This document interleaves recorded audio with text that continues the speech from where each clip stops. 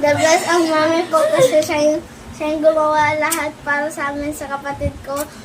Siya yung nagluto, siya yung naghugas ng pinggan, o kaya ako, siya yung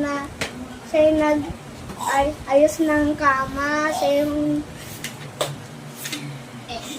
nagpapaligo sa kapatid ko. Laban sa mami ko kasi nagagawa po siya ng mga gawaing bahay kahit pagod na po siya. Tapos, binibili niya po mga kailangan po namin sa pang-araw-araw. The best ang mami ko dahil pinagluluto niya kami adobo, sinigang, nas puros.